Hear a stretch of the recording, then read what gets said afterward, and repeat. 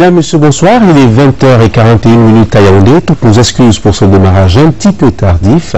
Bienvenue tout de même au 20h30. Bonsoir. Bonsoir Evelyne. Bonsoir Valérie, Mesdames, Messieurs. Bonsoir. Nous sommes le mardi 17 mars 2015. Voici les titres du journal. Marcel Niat Ndifendi à la tête du Sénat, Cavaillé Guy Dibril rempli à l'Assemblée. Les deux hommes ont été réélus aujourd'hui au cours des séances plénières de renouvellement des mandats des bureaux des deux chambres du Parlement camerounais. Le chanteur et bassiste camerounais Guy Lobet est mort. L'artiste est décédé hier à Yaoundé des suites de maladie. Le monde de la musique camerounaise perd l'un de ses enfants les plus valeureux des années 80-90. Le trophée de la Coupe du monde féminine de football Canada 2015 est dans nos murs. Le public a pu l'admirer aujourd'hui à Yaoundé. Et voilà pour les titres. Marcel Niat Ndifendi rempile donc à la présidence du Sénat. Il a été élu cet après-midi au cours d'une séance plénière consacrée à l'élection du bureau de la Chambre. Dès sa prise de fonction, Marcel Niat Ndifendi a fait une annonce forte. Le Sénat apporte une contribution de 100 millions de francs CFA à la lutte contre Boko Haram. Et au-delà de cette annonce, Marcel Niat Ndifendi s'engage à travailler dans la continuité pour l'intérêt de la Chambre haute. Voici le reportage d'Eugène Mbaye. Tous les 97 occupants de la Chambre haute du Parlement ont répondu présents à la plénière de ce mardi consacrée à l'élection du bureau définitif de la Chambre. Le suspense, malgré le caractère incertain de toute élection, aura été de courte durée. Marcel Niat Ndifendi est réélu au perchoir avec 83 voix pour, contre 14 bulletins nuls. Au cours des opérations conduites par le doyen d'âge Mfon Victor Mokete. Le nouvel élu situe son action dans la continuité. En ces instants solennels, je dois témoigner à son Excellence M. Paul Biya, président de la République, président national du RDPC, toute ma gratitude pour la confiance qu'il a bien voulu renouveler à ma modeste personne pour présider aux destinées du Sénat. Je ressens comme un immense bonheur, un privilège incommensurable. Je voudrais le rassurer que, comme par le passé, je travaillerai à ses côtés avec engagement, loyauté, dans la crainte de Dieu. La suite des opérations est sous la conduite du président du Sénat. Le premier vice-président du Sénat, Aboubakari Abdoulaye, conserve son poste. De même que les 4 autres vice-présidents. Pareil pour les 8 secrétaires, à la satisfaction de la Chambre entière. Je suis ravi qu'il y ait cette continuité avec l'élection du président Niat, parce qu'on ne change pas une équipe qui gagne. Nous avons toujours été ensemble depuis le début et nous avons fait preuve de solidarité. Le bureau a été reconduit, les postes vacants de suite des décès ont été comblés et nous sommes parés pour la nouvelle session. La continuité, c'est pour raffermir ce qui existait déjà dans le sens des institutions et dans le sens de l'émergence. Seul nouvel entrant dans ce bureau, le sénateur du Sud-Ouest, Oté Andrew Mofa. Il occupera le poste de questeur resté vacant après le décès du sénateur Mfon Ndifwa. Le bureau définitif de la Chambre étant constitué, les projets de texte peuvent, dans les tout prochains jours, atterrir devant la Chambre entière pour débat. À l'Assemblée nationale, la journée est également consacrée au renouvellement des mandats des membres du bureau. Cavaillé Guy Dibril est le nouvel élu, le nouveau président de l'Assemblée nationale. Aucun changement également en ce qui concerne les 22 autres membres du bureau. Tous sont reconduits dans leurs fonctions pour les 12 prochains mois. La séance plénière d'élection s'est tenue cet après-midi même à l'hémicycle de Ngwaïkele. Le reportage de Séverin à Ligambélé. Le secrétariat général du comité central du RDPC a produit le déclic du processus électoral du bureau définitif de l'Assemblée nationale en convoquant ce mardi matin au Palais des Congrès une réunion des députés membres du groupe parlementaire du RDPC. Une réunion à huis clos dont les profondes motivations sont dévoilées à travers la séance plénière au Palais de Verre. Sous la conduite du bureau d'âge, la séance s'ouvre sur la vérification du nombre de membres présents exigée dans une assemblée délibérante pour que le vote soit valable. Elle est suivie du rappel des dispositions réglementaires. Et sur la présentation des candidats au poste de président de la Chambre, Jean-Bernard Dongwe-Somba, président du groupe parlementaire du RDPC, monte au pupitre et propose la candidature de Kavaye Djibril, le seul candidat d'ailleurs. Au décompte final des voix, le postulant enregistre 149 voix sur les 172 votants. Il est reconduit au perchoir qui le regagne sous les acclamations brillantes et enthousiastes des députés. Je voudrais sincèrement et avec déférence dire ma profonde gratitude, mais alors ma très profonde gratitude à son Excellence M. Paul Biya, président de la République, chef de l'État, président national du Rassemblement démocratique du peuple camerounais, mon parti, pour cette confiance qu'il vient de me renouveler. Il me revient dès à présent de m'efforcer afin de mériter cette haute confiance. Je saurais m'y faire, car jamais par le passé je n'ai trahi cette confiance. Je l'ai toujours dit, je ne trahirai jamais. Pour la suite du processus, Hilarion Eton est élu au scrutin uninominal au poste de premier vice-président. Il en est de même pour les 5 vice-présidents, les 4 questeurs et les 12 secrétaires, eux élus au scrutin de liste. À dire vrai, pas de changement au bureau définitif de l'Assemblée nationale. Amélène Belan-Koto est donc déjà aux commandes. Le nouveau commandant de la Légion de gendarmerie du Sud a été installé cette mi-journée à la place des fêtes de Korovos à Ebolova. C'était la plus grosse curiosité de cette autre journée d'installation des nouveaux responsables nommés dans l'armée. Le 28 février dernier, le ministre de la Défense a salué la progression féminine des hauts gradés. Elle s'appuie cette promotion sur le mérite et l'excellence d'abord. Le chef secteur militaire numéro 7 et le commandant du 11e bataillon d'infanterie motorisé ont également pris fonction. Le ministre de la Défense a profité de son séjour à Ebolova pour visiter quelques unités implantées dans le chef-lieu de la région du Sud. Voici le reportage de Françoise Kokichouès. À mon commandement,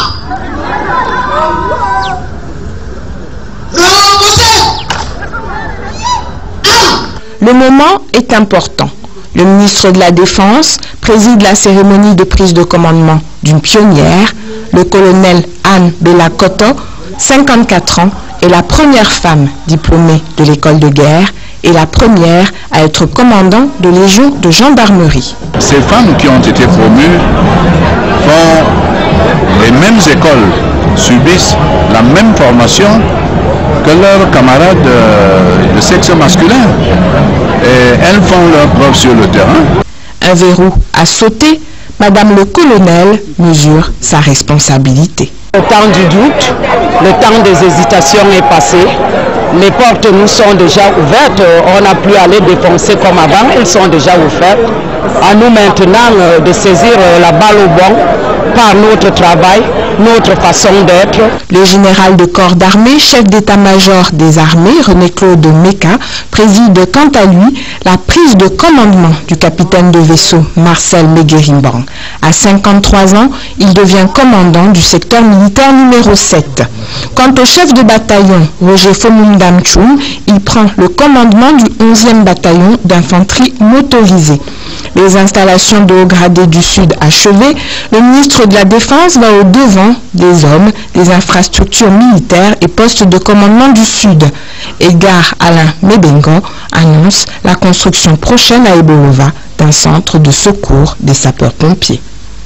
La première dame Chantal Biya, solidaire des 200 000 réfugiés que le Cameroun accueille, elle vient de leur retrocéder 11 tonnes de produits hygiéniques. Il s'agit des produits hygiéniques que la première dame a reçus du président de la Chambre de commerce Canada, Cameroun et Afrique de l'Ouest. Chantal Biya a tout de suite pensé aux réfugiés qui vivent dans les camps dans des conditions sanitaires extrêmement difficiles. Et ce sont les femmes, elles, qui constituent plus de la moitié de la population des camps, qui seront soulagées par l'arrivée des dons de la première dame. Joseph Clément, reportage. déposé en avril 2014 par le président de la Chambre de commerce Canada, Cameroun et Afrique de l'Ouest, Yazim Jesom Erdem, le don de produits hygiéniques offert par le même mécène impressionne par sa densité. Plus de 11 tonnes de produits hygiéniques que le secrétaire exécutif des Synergies africaines, Jean-Stéphane Biacha, retrocède au nom de Mme Chantal Biya au Haut Commissariat des Nations Unies pour les réfugiés.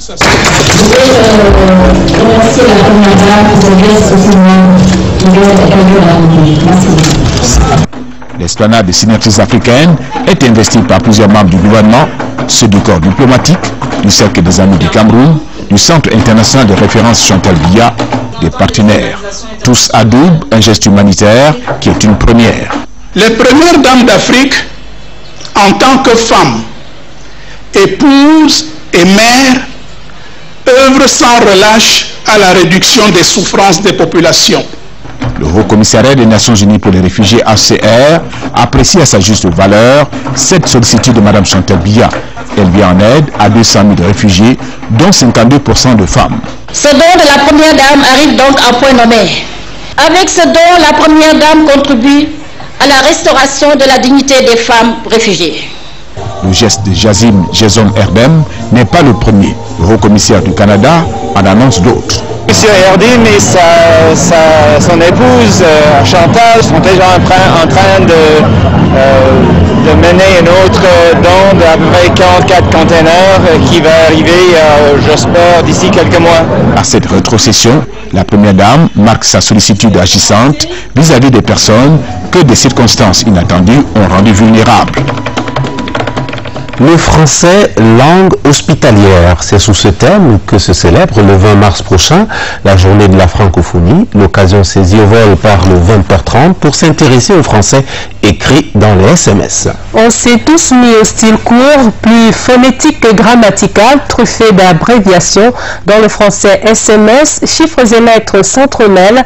Le problème, c'est que ce style est le plus utilisé par les jeunes alors même qu'ils ne peuvent pas encore distinguer la norme de l'écart.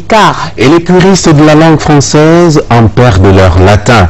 Ils sont préoccupés par la généralisation de ce nouveau français tout en distorsion. Allons voir ça de près avec Claristan. Dès qu'on l'a reçu, l'envie est plus que pressante de le lire et surtout d'y apporter une réponse très souvent écrite et envoyée dans l'urgence. Du coup, l'on se passe volontiers des règles et subtilités de la langue de Molière. À la correction exigée par la grammaire, la conjugaison et autres syntaxes, l'on préfère tout bonnement l'abréviation dont les codes sont généralement personnalisés, n'en déplaise aux académiciens et puristes de la langue. Ton camarade peut t'envoyer un message genre amusant à la fête, mais MDA qui veut dire mourir de rire, ou bien LOL, du genre on écrit peut-être merci, tu mets MER6, ici tu mets 6 aussi, O6, donc genre, on arrive toujours à décoller. Un message qu'on t'envoie en 2 pages, tu utilises le thème court, juste on reproduit le son, on l'écrit en 1 page, c'est aussi pour gagner en crédit. Ces jeunes se défendent de ne pas s'éloigner de la norme et du coup de ne pas écorcher la langue. Français écorché, ça c'est une opinion que chacun peut adopter par rapport à ce que nous avons fait. Après, le français, nous ne l'oublions pas, nous l'utilisons, mais à notre manière. Un avis pas toujours partagé par les adultes. Quand on doit écrire, on n'abrège rien, on écrit les mots complètement. Or les enfants, ils abrègent tout. Et par exemple, pour lire le SMS de mon enfant, c'est difficile. En journée, ils sont occupés avec le téléphone à tout moment. Ce qui fait vraiment qu'au moment où on les sollicite, même, on ne les voit pas parce qu'ils sont concentrés toujours avec leur téléphone. Argument contre argument. Parfois, les parents ne sont pas constamment à la maison. On ne peut que se consoler avec son téléphone et d'autres distractions. Et les messages, ça nous relaxe vraiment. En plus, parents et adultes, ils vous aiment certainement plus que ces textos. Rassurant, non? Non, pas du tout, Clarisse.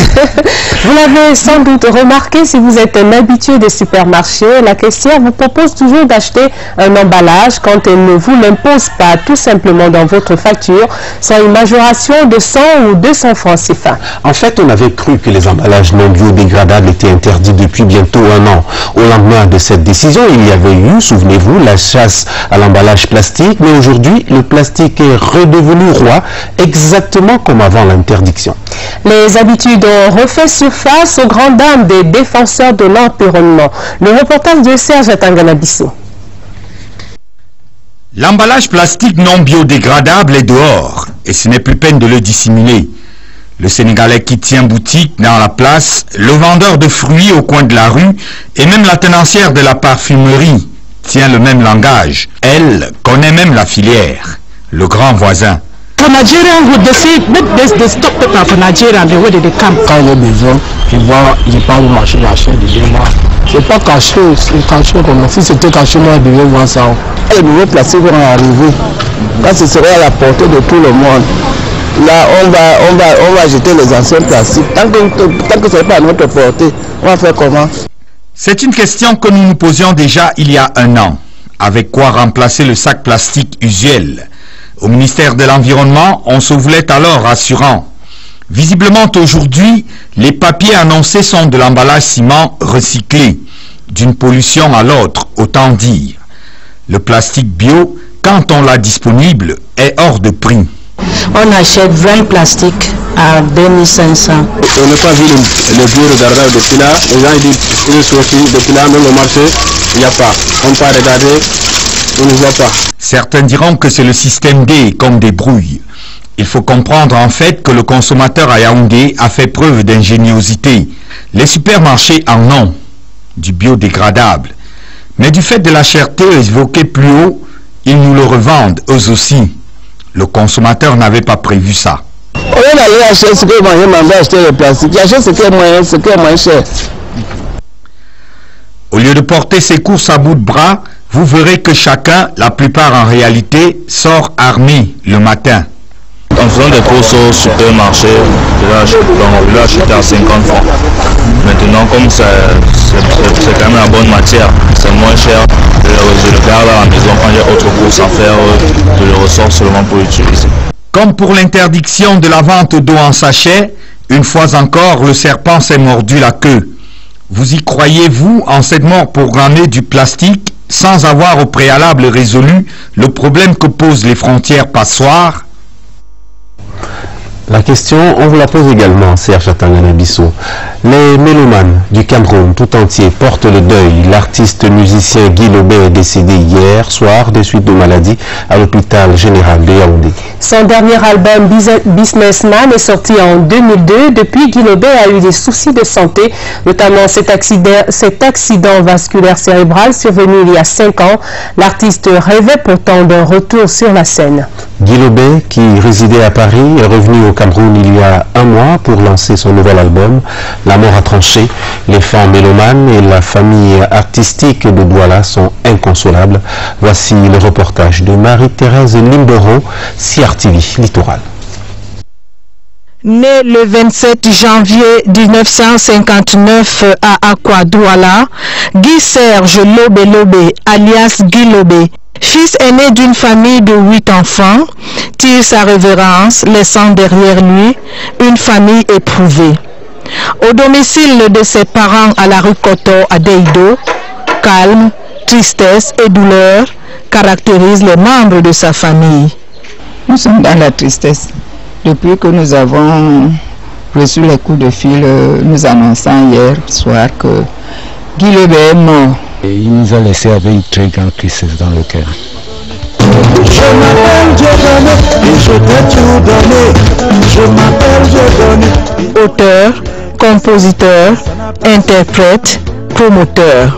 Il est l'auteur d'une panoplie d'albums avec plusieurs titres à succès, notamment Dégagé, Mon ami à moi, Solitude, Union libre. C'est un jeune que j'ai connu il y a près de 25 ans. C'est douloureux, mais la vie est ainsi faite. Il laisse un grand vide. J'ai un cœur tellement triste. Il a pu rehausser l'image de la musique camerounaise. On gardera de Guy Lobé l'image d'un artiste talentueux, travailleur, imposant, qui a su hisser sur la scène nationale et internationale le makossa camerounais et même d'autres rythmes. En 30 ans de carrière, Guy Lobé aura donc réussi à marquer de son empreinte la scène musicale camerounaise. Né en 1959, cet auteur, compositeur, interprète et producteur restera comme une grande référence du Makossa. Et c'est en 1984 qu'il apparaît sur la scène avec Dégagé, premier album qui ouvrira la porte à 18 autres, parmi les plus retentissants, Mon ami à moi, Solitude, Union libre ou encore Malinga. Mais il a surtout écrit et composé pour Charlotte Mango, Sissi Dipoko ou les jumeaux Épée et Koum. L'une des plus grandes voix de la musique camerounaise s'est donc éteinte, mais l'écho de son talent va faire danser encore. Évocation Wilfried Couture. Ce qui n'était qu'une rumeur est devenu réalité. Guy Lobé, poids lourd, au propre comme au figuré de la musique camerounaise, est décédé des suites de maladie ce lundi à l'hôpital général de Yaoundé. Cet auteur, compositeur, interprète émérite quitte définitivement la scène de la vie terrestre à 45 ans, né le 1er janvier 1970.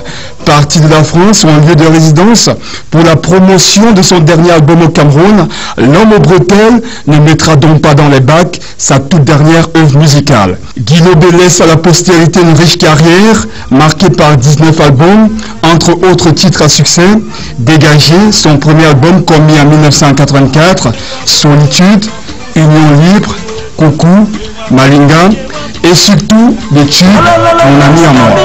Salut l'artiste. Tout le monde en a parlé comme d'une rumeur en début d'année. Il y a même eu des communiqués et des contre-communiqués officiels pour parler donc de l'augmentation des prix des boissons alcoolisées. Mais depuis un peu plus d'un mois, les prix ont bel et bien connu une hausse. La décision est contenue dans la loi des finances 2015 qui prévoit l'augmentation du droit d'accise. Un communiqué du ministre du Commerce a rendu exécutoire cette décision dans les bars et autres lieux de vente de boissons alcoolisées. Mais sur le terrain, il y a comme une contagion. Même les boissons non alcoolisées seraient touchées. Quant au prix des boissons alcoolisées, les prix dépendent des vendeurs. La réalité des prix sur le marché, Daniel Menanga. Et glou, Maurice ingurgite chaque goutte de sa boisson, le cœur serré. Depuis près d'un mois, la bière est devenue plus amère. J'ai acheté ma bière à 600. Et ce qui n'est pas normal, la tantôt à 600 francs. Il faut vraiment que vous essayez de comprendre qu'on ne doit pas nous menacer, nous les Camerounais, jusqu'à ce niveau. Les nouveaux prix de boissons sont mis en évidence dans les dépôts de boissons et ailleurs. Il faut débourser plus pour s'offrir une boisson alcoolisée. Bon, les bières comme les 33 musiques, les Beaufort, ça revient à 600. Bon, la Isenbeck, c'est 700. Bon, et les produits Guinness aussi. Bon, ça aussi a augmenté. Bon, on a augmenté plus de 1000 francs par casier. Ce gérant de bar a du mal à tenir. La hausse du prix de la bière a porté un coup à son business. La clientèle a chuté complètement. Parce que d'autres se décident même pour boire. Les mardis comme ça, on pouvait aller à 100 000 francs ici. Nous on a chuté carrément de 100 000 à 60 000, 50 000. Du grossiste au consommateur, c'est toute la chaîne qui se trouve affectée par l'augmentation du prix de la bière. D'aucuns se rabattent ailleurs, mais tenez-vous tranquille, les débits de boissons n'ont pas fermé. Et avec 100 francs de plus, le coude ne pèse toujours pas. On voit bien ça. Reparlons encore des problèmes énergétiques du Cameroun. Vous l'avez remarqué ces derniers temps, les délestages qu'on avait cru derrière nous sont de retour et de retour avec force. Cela est une indication claire que le secteur connaît en ce moment de graves problèmes. Et pourtant, sur le plan théorique, le concessionnaire a le moyen de produire 1000 MW par an. C'est en tout cas le quota que la concession lui attribuait. Alors que se passe-t-il sur le réseau? Pourquoi la fourniture de l'énergie électrique est-elle si irrégulière? Voici l'enquête de Jean Marinka. Elles réapparaissent dans notre univers. Ces sinistres images des pans entiers de la cité plongés dans le noir chaque soir, comme en 2001, année de la privatisation de l'opérateur emblématique. Les populations sont inquiètes et elles ont raison de l'être. Les sources dignes de foi proches du dossier indiquent que le secteur a des problèmes de gravité modulable dans ces trois segments, la production, le transport et la distribution.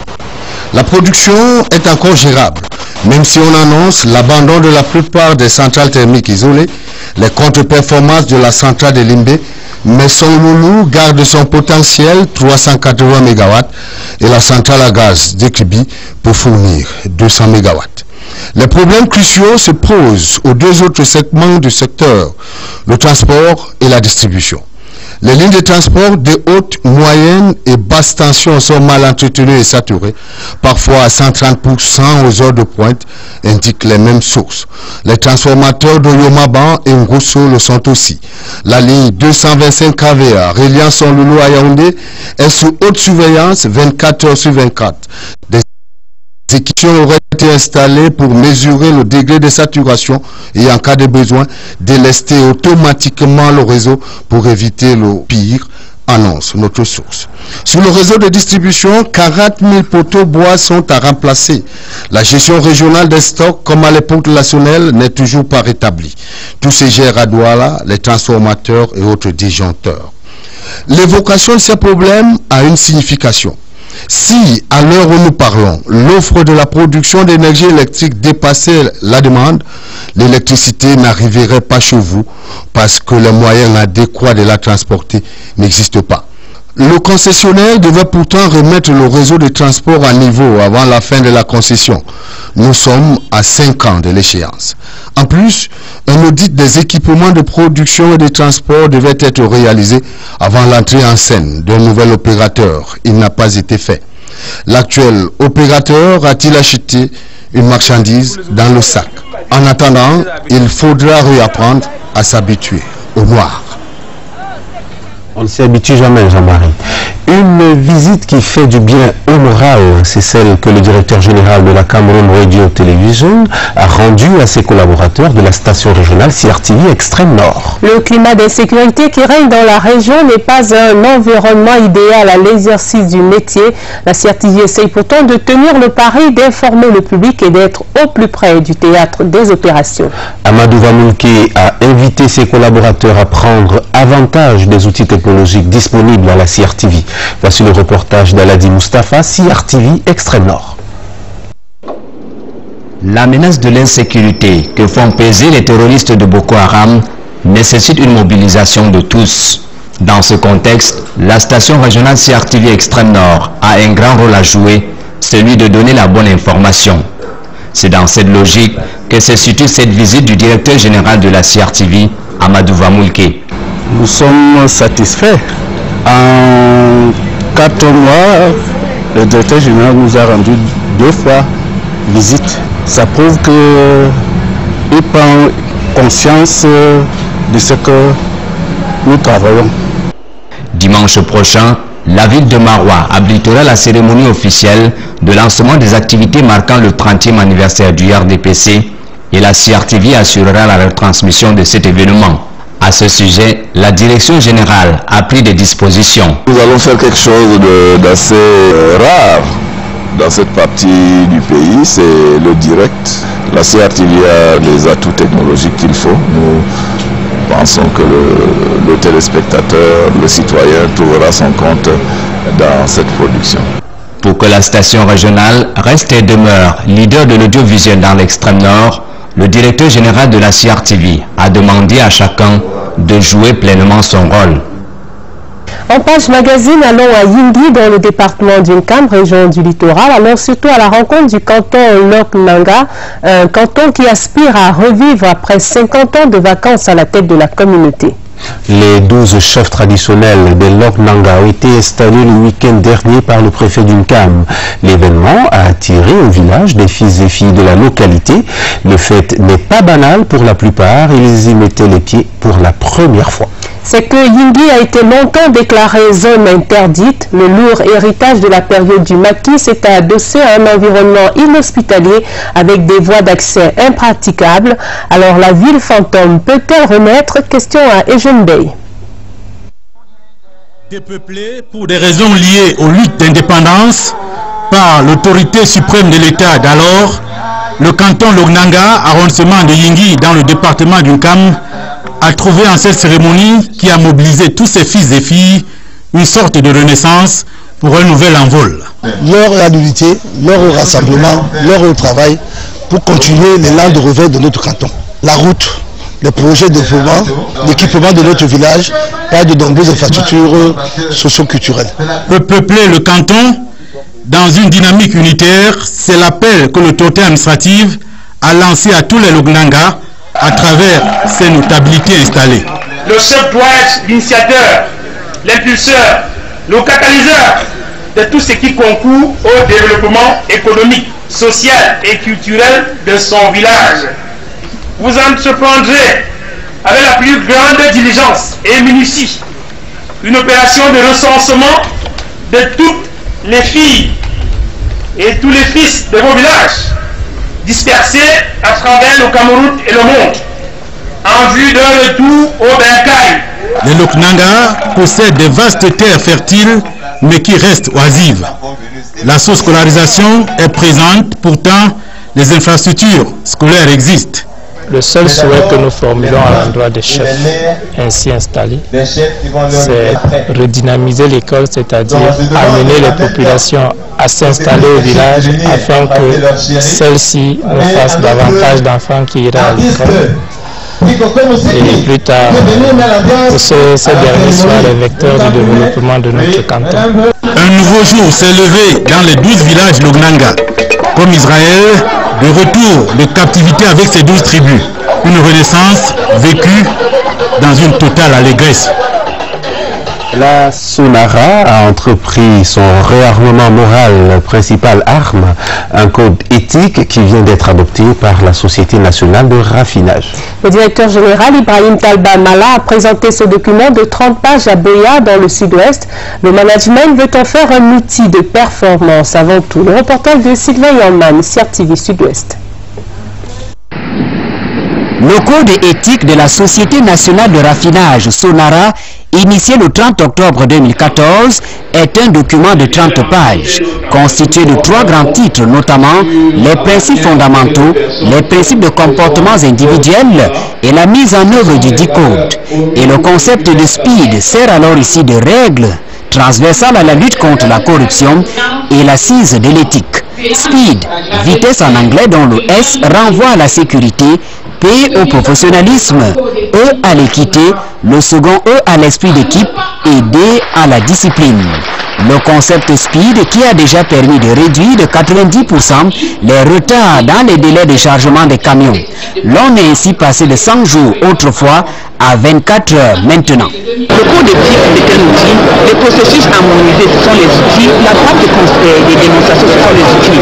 Mais on ne les a pas mis comme ça. Avant de le mettre, on a fait une campagne de sensibilisation et de vulgarisation. Nous avons avec le guichet unique fait la même chose. On a déjà commencé avec les directeurs généraux de nos partenaires, c'est-à-dire les clients. Ils ont été informés du guichet unique que nous allons mettre au poste de chargement. Le directeur général de la Sonara, Ibrahim Talba Mala, demande à tous les employés de s'approprier le code, outil d'amplification d'un combat républicain, a-t-il ajouté. Si toutes les structures sociales de grande envergure, de gestion des fonds publics, pouvaient mettre en place des structures comme celle-là, nous allons gagner plus de points encore. Et nous croyons avec la Sonara, le Cameroun fera encore des meilleures données, des meilleurs résultats. Les hauts responsables de la Sonara se sont alors, grâce à la signature d'un protocole, engagés à faire disparaître la corruption dans ce secteur pétrolier. Tous les autres employés, anciens et nouveaux, devront acquérir ce livret après un engagement écrit, chacun auprès de son directeur. Les partenaires et fournisseurs de la Sonara ne sont pas exempts de ce combat contre la corruption et l'assise de l'éthique.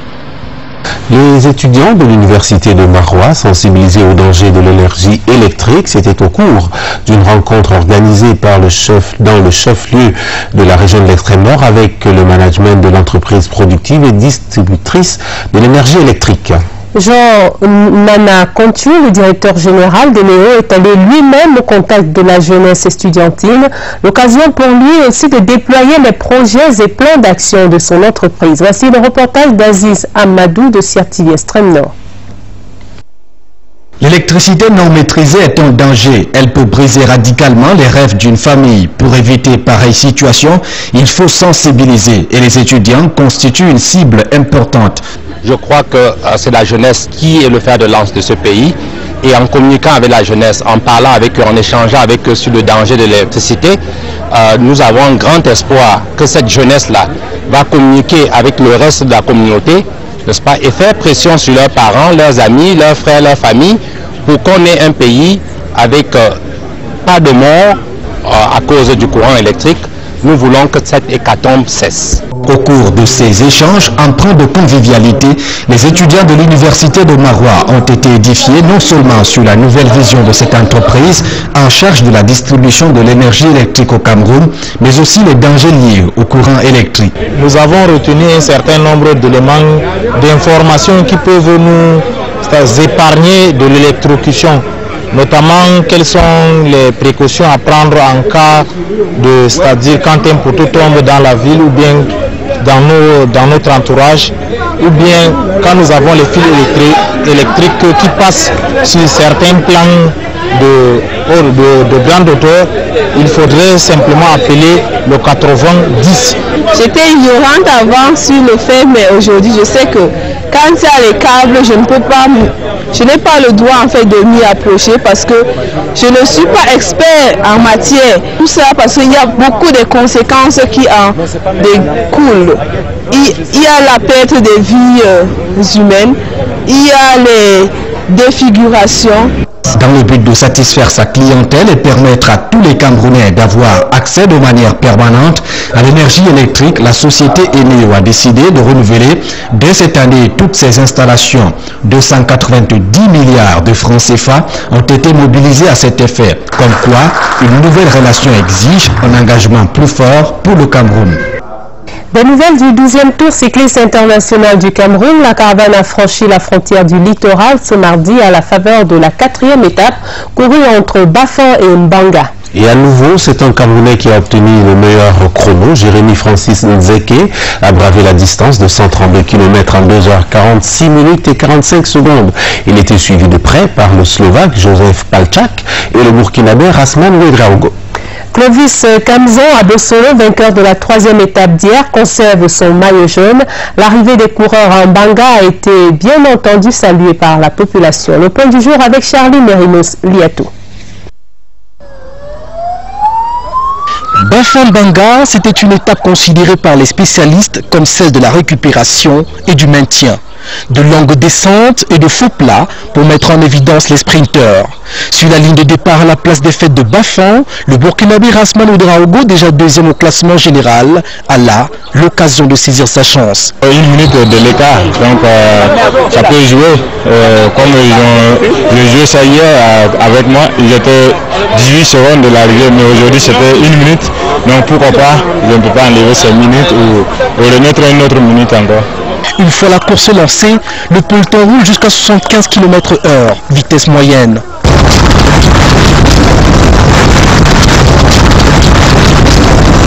C'est à Melon, porte d'entrée de la région du littoral, qu'on observe la première échappée.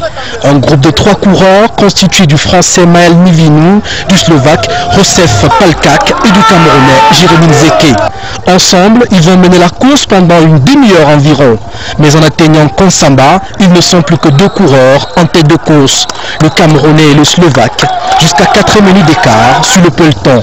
Au passage, on peut admirer le paysage verdoyant de cette partie du Cameroun. Les caféières de Konsamba, les bananeraies de Mpenja, les champs de papaye de Njombe et surtout la ferveur des populations locales. En abordant les 10 derniers kilomètres du trajet, la victoire d'étape se joue entre Jérémy Nzeke et Joseph Palčák. Finalement, le Camerounais l'emporte au sprint sur la place des fêtes de Mbanga. Hier déjà j'étais à l'attaque, ça n'a pas donné, mais ça a payé parce que le maillot jaune a remporté l'étape hier. Il a encore gaspillé quelques secondes. Aujourd'hui, c'est la même chose qu'il fallait faire. Et aujourd'hui, ça a payé de mon côté et je suis content pour cela. Déjà 3 victoires d'étape pour le Cameroun, dont le leader Clovis Kamzon conserve le maillot jaune au classement général. Il est suivi du Burkinabé Rasman Ouedraogo et de l'Ivoirien Cissé Issiaka, 2 coureurs aux ambitions bien distinctes. Une échappée devant, on n'a pas pu annuler l'échappée. Donc je suis venu terminer 3e avec le groupe. Donc je suis satisfait avec mon équipe. Je vois que tout le monde est dans ma roue et je me dis qu'ils ont peur de moi pour ne rien parce qu'ils se disent il a la hauteur, mais pour moi c'est pas ça le plus important. Le plus important c'est de terminer cette compétition. Il y avait des étincelles en Banga pour saluer le mérite des vainqueurs. Et la route continue. Prochaine étape, Douala, Limbé, en passant par Bouya.